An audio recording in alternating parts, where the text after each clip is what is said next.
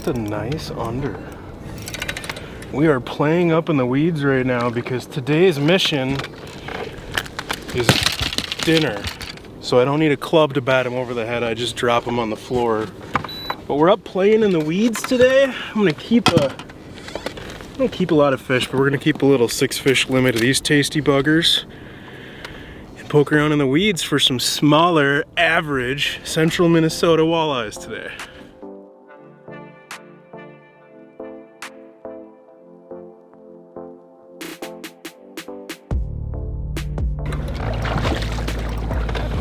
Forgot to mention that first fish and the second one both came on a little jig and a crawler. I think we're gonna catch enough today I can be choosy with the size I want to keep. We'll see. But one thing you'll notice that we're gonna be doing differently is fishing up on the weed edge.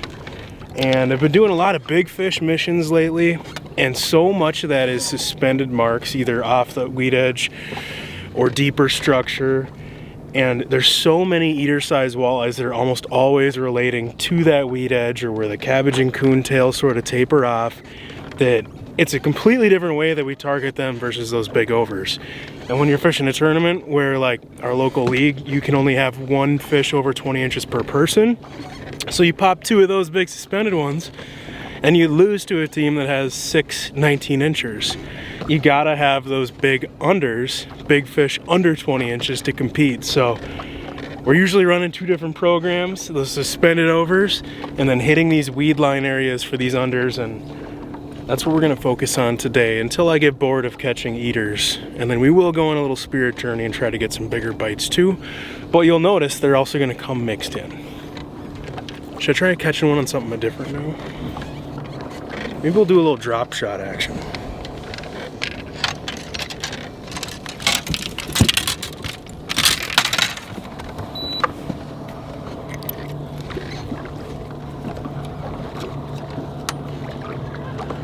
We all wrapped. This might be the ultimate eater setup. A little VMC RedLine Finesse Neko hook. I use a heavier 3/8 ounce VMC Tungsten drop shot weight just so I can get down really fast. 12 to 18 inch dropper with a crawler with a little bit nipped off. And it is just so efficient to pluck up to the edge of the weeds, wiggle it in place. If you don't get bit, keep casting. If you got forward facing sonar, you can cast at specific marks or cast right at the edge of structure. If you don't, that's okay. You can still fan cast at the spot on the spot. And all you gotta do is sit there and just wiggle your rod tip. The weight stays on bottom and your worm is just kind of wiggling around. Even if you don't move it, it's always moving until you feel a mush. And then you probably have a 15 to 18, 19 inch walleye on the other end. I'm gonna nip off just a little bit. You can use leeches on there too, but they get so tangled up for me, the way that they wrap up on the line and around the hook, that I just love using a little crawler.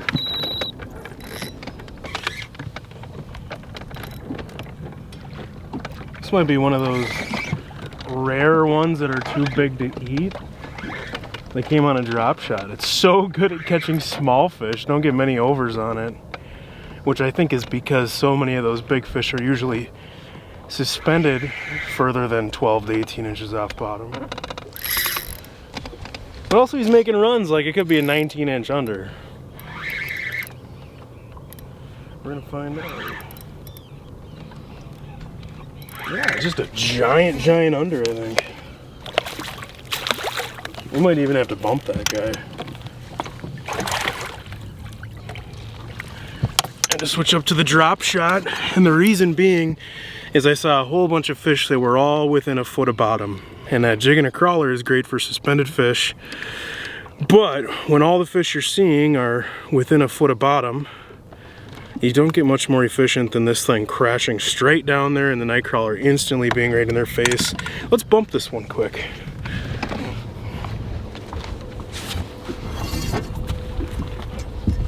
The ultimate tournament fish. Oh no. 20 1/4. Almost the perfect tournament fish. Need those 19 3/4 that weigh over 2.5 pounds.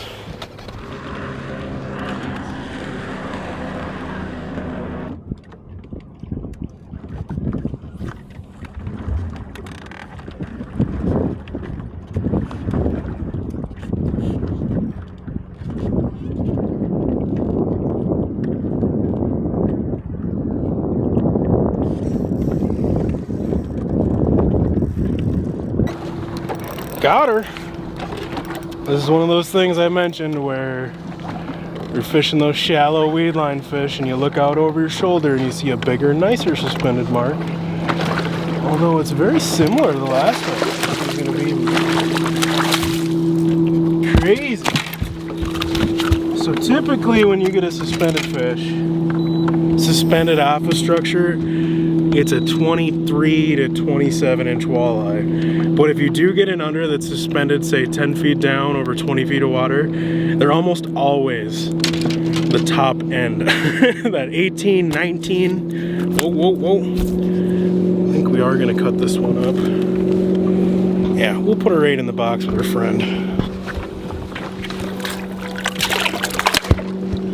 We could have had 4 in there if I wanted to throw back that 20 incher and then that like 16. I don't want to be done that fast. So right now, like I've mentioned, these weed line fish, there's options are endless, but I like deep humps that top out in 15 to 25 feet of water, saddles, and little points on weed flats. And I know that's very broad, but what all of them have is deep water close and really good thick green standing weeds that come to an abrupt halt. You know, right where they taper off. Those weed edges are just like a highway, and you can see right now on live scope, on down imaging, on standard 2D, there's bait balls, bait clouds everywhere, roaming right on that weed edge and about within 20-30 feet of it, just off of it. Just these clouds of shiners and clouds of perch everywhere. They're just highways where this bait is moving up and down, and those walleyes are both cruising the edge looking for bait, but also when there's little spots on the spot, like a little weed clump, a little pocket, whatever, a transition like that, then we're finding them grouped up and just kind of sitting there waiting to ambush as that bait rolls by. Haven't had to mess with a whole lot of bass and pike yet, which is kind of uncommon for weed line fish, but I think we're just deep enough that if we were to go a hair shallower, maybe we'd have you know, some more off the wall stuff to deal with. But kind of been fishing that like 16 to 18 foot stuff that where those weeds taper off, and there's just one here, one there, but once in a while we're finding a pod where there's 6 fish, 8 fish, and you can do some snatching out of there, and it's fun. It's a different type of fishing than I've been doing all year, focusing on those big fish. But like I said, we want to have a little fish fry. We're gonna get a handful of these unders, these weed line fish, and then we'll poke around on some of these suspended fish here and try to get a big one.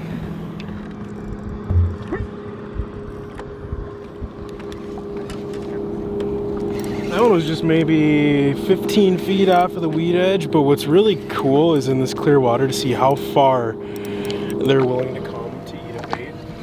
This one was maybe 5 feet or something, but a few minutes ago I threw at a fish, and it shows like the importance of fan casting and whether you have forward-facing sonar or not. My bait was falling down and this fish came from 20 feet away to come and hit it. I don't know if you'll see that clip because I ended up missing the fish, but maybe we'll show that live scope clip. I think we have a perfect under, actually. Should we bump her? But yeah, the fish came from 20 feet away to come eat a drop shot. This one was a jig and a crawler. But in this clear water, it's like you don't have to hit them right in the face. And if you're fan casting every 30-40 feet, oh my goodness. Shallow water fish, spunky. 18 3/4, just under. We're gonna keep them. And just because I'm curious, the tourney fish head in me is just curious if this is it's probably just a hair over 2, right at 2. Helps if you clear the scale out first. What a mess.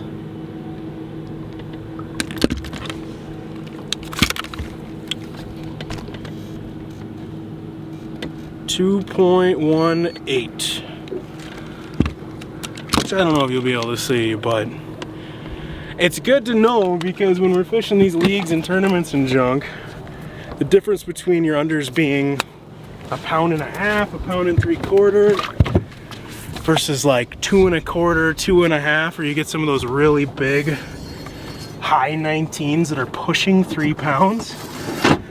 Times 4 or 5 or 6 of them, it adds up a lot, but that one's just gonna be a fish taco, so it doesn't really matter. Funny thing, this is we were just talking about what times of year I've fished this particular spot. Right now it's dog days of summer. When I originally found this spot, it was in the spring.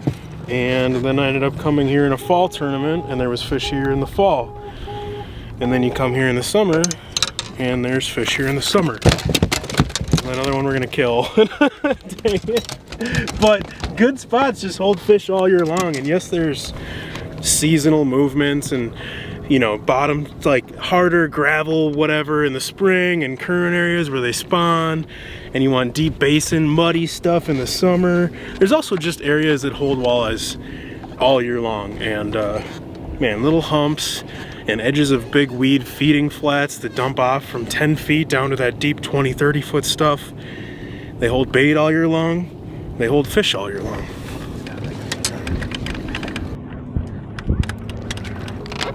Too big.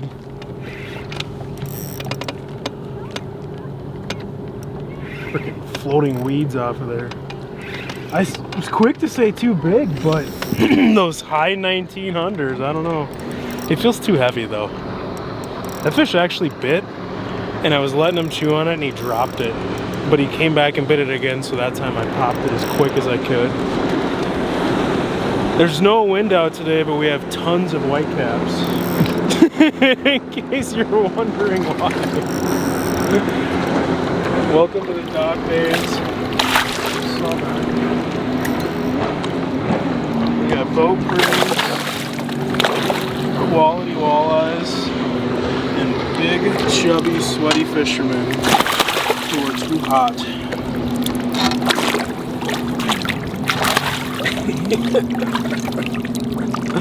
Whoa, that was gentle. All right,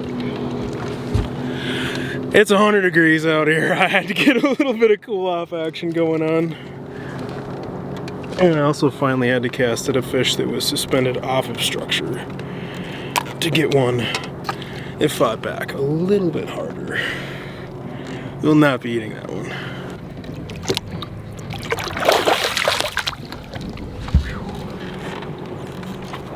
I feel better. I needed that. The fish and the dunk.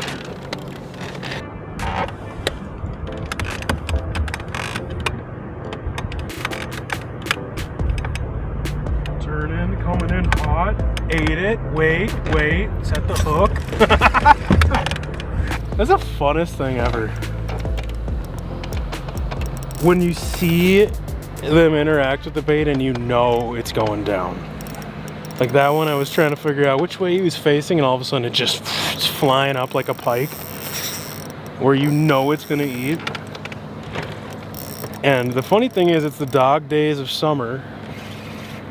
And yeah, there are walleyes that will just sit there and not eat, and they're not feeling it, they're not doing it. But also, we're in the time of year where their metabolism is the highest it's ever gonna be. And half of these fish will absolutely demolish a bait. So you got to keep moving and fan casting and working along these areas until you run into the active fish, whether it's an active school of eaters or an active big suspended one. I'm gonna grab this thing. But it's so funny how half the fish are like exactly what you picture with dog days of summer. How like, yeah, you could do anything you want and they're not gonna bite.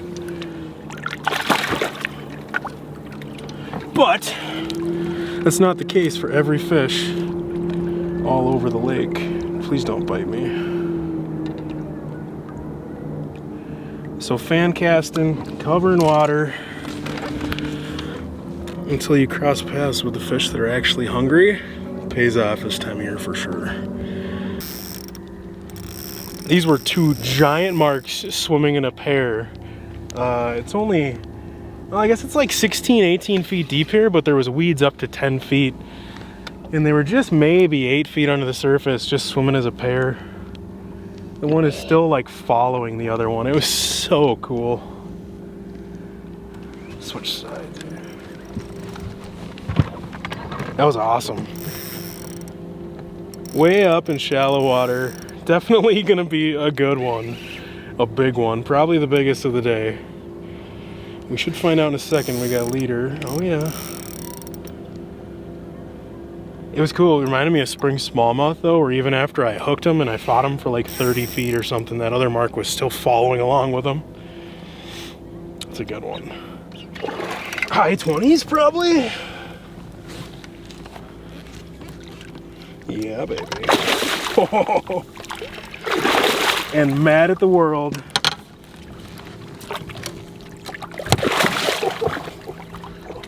Grab him like Al Linder. Yes. That was so cool. Up cruising the weed tops. Right above the weed mats. Probably a 27 plus. I'll take it, man. And he had a friend with him who was just as big. Nice. Let's let this go. Let's check how long she actually is.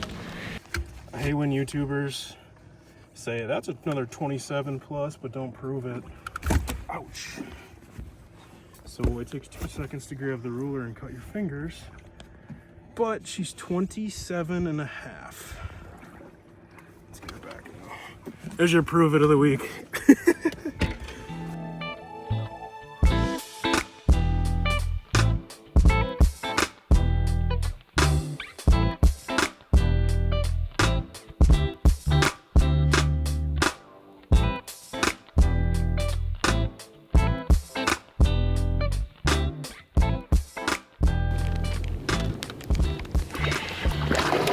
This one came on arguably the hottest bass fishing bait in the world right now.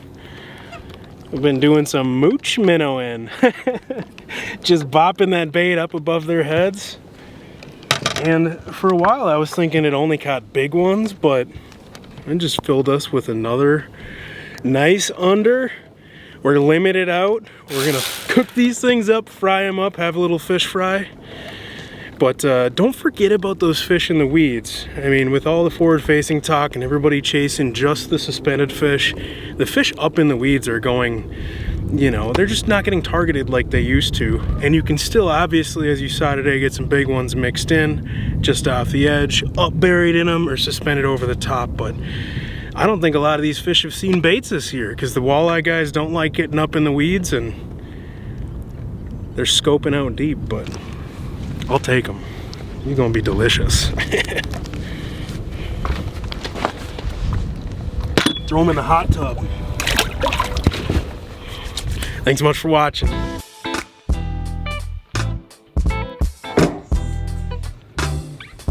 my gosh. That's amazing.